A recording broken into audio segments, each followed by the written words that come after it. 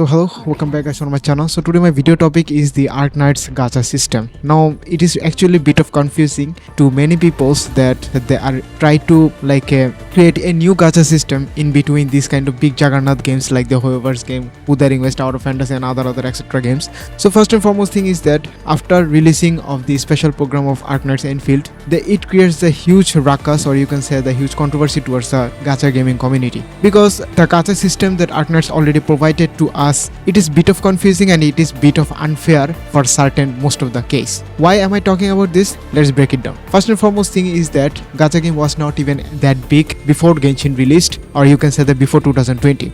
After Genshin release, it became a sensation over the western countries and also it becomes a mainstream game towards the gaming community. Now before that, gacha gaming was considered as a nerd game. You have to be the part of like a nerd culture or weeb culture to play this kind of games. If you are not one of those anime fan or also the weeb fan, then I guess you cannot even play the gacha game, or it is totally forbidden to play the gacha game. So before that, there were so many like popular gacha game, but gacha game was popular in regional based. So if I give you an example, FGO was popular in Japan and also China, and another game was also popular during that time, which was the Epic 7 and also the Azure Lane. And all those games are totally popular in there based on their personal region. So after some times later, when the Genshin was released, it becomes a mainstream game and it does not considered as a weeb game, and people are playing this game not as side game but as their main game, and it is recognized all over the world and people are enjoying it. Now Genshin did not bring back with like a mainstream thing. One thing they also bring back is the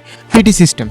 Now before that, there were no kind of PT system was exist into the gacha gaming, but after Genshin release, they built a PT system which can be considered as a fair play. Why am I saying this? Because the PT system is considered as a certain number of pool will give you a 50-50 mechanics, and this 50-50 mechanics is that first 50-50 will be considered as a rate up character that you are pulling on right now, and the another 50-50 chances would be like a standard character, which is the permanent character which will be in the game until the game is dies. But the limited characters, or you can say the rate up characters, will have their own time, but that time is a limited time. That's why they are called the limited one, but they will get a rerun based on the developers when they wanted to do. So that's the basically things that Genshin was doing. But what is the fairness in here? Because if you just lose the first 50-50 for a certain number of pulls, in your next 5-star it will be considered as a guaranteed one, that the rate up banner that you are currently pulling right now. So that kind of fair play system makes people think that gacha is not even a predatory. It can have a moment where we can even play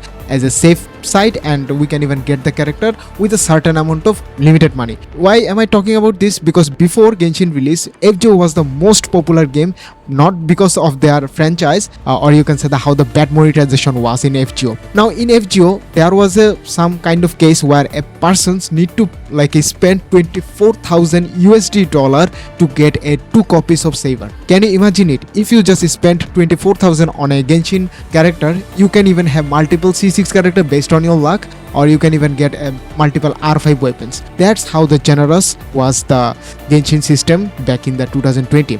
Now after Genshin glorification, the other gacha games which also thinking to release their game, they also find a new hope from the Genshin hype, and they release their game and also apply the gacha system what Genshin was standardized in that time. And they also put the system of 50-50 and also guaranteed one. After that, so many gacha games already applied this kind of system, and they just somehow maintain it, keep the remaining same as the Genshin, or just somehow the leveling it up or modify it to their own version. If I give you an example, Wuthering West just modify it such as their character have a higher rate up for the every pool, where Genshin Impact has the 0.06, in Wuthering West 0.08, and the weapon banner is guaranteed, and the PT in Genshin is 90, which is the hard PT, but in case of Wuthering West it is 80 PT. Now that's the totally system of the Genshin Impact. Now people are really normalized, or they are a blend into this kind of system, and when they see no other gacha game are using the other system, they don't even think about it. Now why is this even a problem? Why Arknights Endfield is doing in here? First and foremost thing is that there is two types of things. First of all, Genshin introduced us to this kind of PT system, but one thing is for sure, there were other also Japanese gacha game. If I give you an example, Uma Musume, which can even land a popular categorized in this a massive of juggernaut gacha games. This is also use their Spark system. Now Spark system is one of the system where you have to pull a certain amount of number of pulls, and if you just somehow do the threshold or complete the threshold that game is try to give you, then you will get the character guaranteed. For Uma Musume or any other Japanese game, they do have a 200 pulls to get a guaranteed character. In between those 200 pulls, you can even lost so many times. Suppose you are just getting a 5 or 6 or 10 characters in those 200 pulls, 5-star characters, but those 5-star won't be considered as a guaranteed one. Every time you hit the 5-star in those 200 pulls, it will be considered as a 50-50. So it might be you get the 10 character, but all those 10 characters are totally a random character, or you can say the standard character.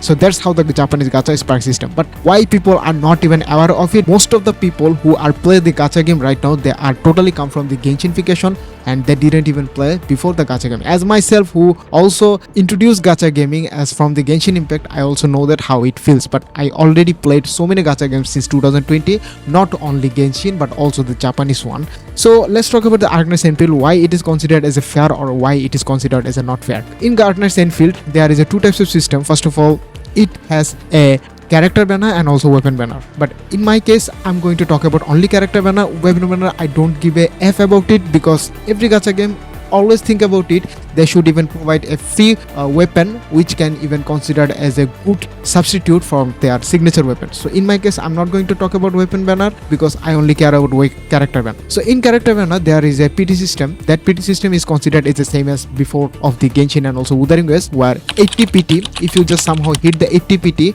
you can get a guaranteed 5-star character, and that guaranteed 5-star is not going to be considered as a guaranteed rate up character. It will be considered as a 50-50. Now in this game there is also a system of soft PT, where in Genshin it start from the 75, in also Wuthering Waves it start from the 65. Same as Wuthering Waves, Arknights Endfield soft PT start from the 65 pulls. So in this 65 pulls, after every pulls the rate up will be plus 0.58. So from the 70 or 71 it could be like around 25 to 26%. So every pulls after like 65.5% up, and after sometimes later it could be higher up from the single digit to double digit. So that's the thing of the Arknights Endfield. Now the second thing is that if you just lost the 50-50 in your heart PT of the 80 pulls, or like somehow of the 65 or 75 pulls, your next 5-star character won't be guaranteed. That's the main thing which created a controversy between the gacha communities. Now, is that a good thing? No, it is actually not a good thing, because it is not even a fair play. After sometimes later, the pool that you just you waste your time so many times to like grind those through missions and other weekly things, you just put your soul into it and you didn't even get the character, and the most worst case is the next character is not even guaranteed. So there is a system of Arknights which has a 120 pulls. So after 80 pulls or after 75 pulls, you have to put like a 45 to 50 up to 40 pulls to reach the 120 pulls. So if you just somehow reach the 120 pulls, you will get a guaranteed character, which is considered as a spark system, which I already mentioned in the Japanese gacha game, which they already used from the beginning of their gacha game scenario. When you reach the 120 pulls, you get the character, you are happy, that's it. But one thing is for sure, if you just somehow stop at the 110 or 111 or anything between after 80 or 81, 82 pulls, those pool won't be carry over to the next banner. That's the another unfair things that happening in Arknights Endfield gacha system, which is not even that good.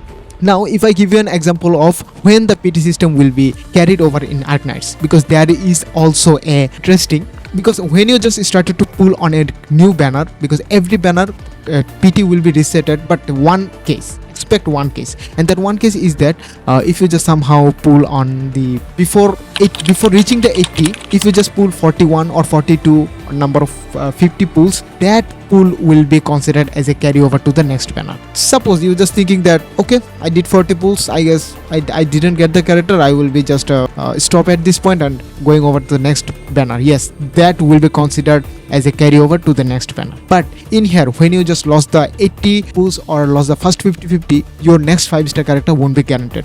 Suppose if I give you an example of you just hit the 80, which is the hard PT, you didn't even get the rate of character, but after you have to pull the 40 pulls to get the guaranteed one, but in those 40 pulls you can even hit a multiple 5-star like 4 or 6 or 5, 7 multiple 5-star, but those 5-star won't be considered as a guaranteed one. You can even lost every 5-star that you get from those 40 pulls. That's the worst case scenario. So that's the thing of the 120 pulls PT or spark system. There's another system is that you have to put another 120 pulls in those banner to get some kind of a certain supplement of the currency, which currency can be helpful to get your character constellation or character dupes, as you already know that. So that's how the basically simple system of it. Now most of the player are really infurious about it. Hey man, what is actually going on in the character banner? One thing is for sure, the PT will be carried over if you just somehow didn't even hit the PT or you didn't even get any kind of 5-star. That's the main thing. If you just somehow get the 5-star from your first 10 pull, it will be resetted over to 0. But after every pulls, it won't be considered as the carryover to the next banner. So that's the basic thing of it. If you didn't hit any kind of 5-star in your like a first 80 pulls, you can your PT or the number of pulls you already put into it won't be carried over to the next banner. It's somehow basically confusing to you, but you will be get used to it when you're just going to play it. And one thing is for sure, how this is good or how this is bad. In my case, I think this is a good one, because according to the another Genshin and also the HSR games and also Wuthering Waves games, in this system, if you just somehow lost 50-50 or 50-50 on the hard PT or soft PT, which is the 65 or 70 or 71, you have to pull another 75 pulls if your luck is not even that good, if you didn't hit the early one, which considered as 150 pulls for getting a character which is the guaranteed one in those Genshinfication gacha system. But after you have to pull the signature weapon, which also cost of a like a 80 pulls or like a 70 pulls. If I just sum it up, it will be 230 or 240 pulls, which is actually bad one. But in Arknights Endfield, you have a chance. Like after 80 pulls or after 75 pulls, you have to put another 50 pulls, which is 120. It is less than those 40 or 30 pulls away that you are getting that character early one. So that's why I think Arknights Endfield is a good one for my case. I don't even give a F about the another community on other things, because if I see a game having a good gameplay and also the story is actually good and also the other content and combat system is actually good, I will play it until I get bored of it and until I get satisfied. That's the main thing of my playing any kind of gacha game, because when the Genshin was released, I didn't even only play the Genshin. I played so many types of low popular gacha games, just like the Revive Witch, Alchemy Stars. It was like a world flipper. Yes, it was a world flipper, etc, etc. As you already know that there was another also a kind of a controversial gacha game that released like a few months ago, which is the Stellar Sora, that also have a system of this spark system which does not carry over. I think people don't even play the Japanese or any other gacha game, expect the trendy one which is hype created over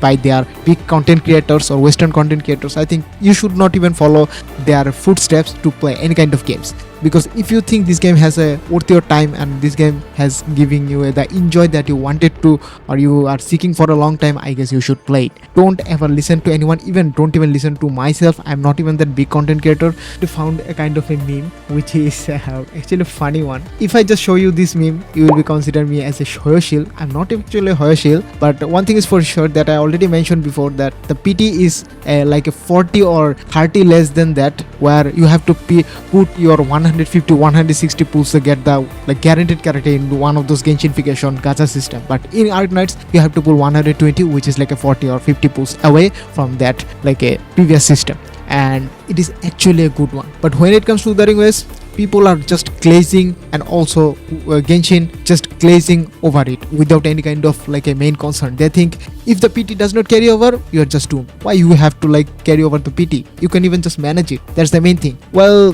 the people who are actually bragging it, they never even play the other gacha game, expect the trendy one, and also they don't have the patience to keep their pulls. So that's it. I guess this meme is actually a funny one. I hope that you already like this video. If you like it, leave a like, and I'm also going to make a reroll video of this Arknights Endfield when the Pride 20 tier list is updated. And also I'm not that big creator where I can even get the chance of the Arknights beta testing, so I'm going to give you the suggestion based on the Pride suggested me to do. And see you on the next video. Peace.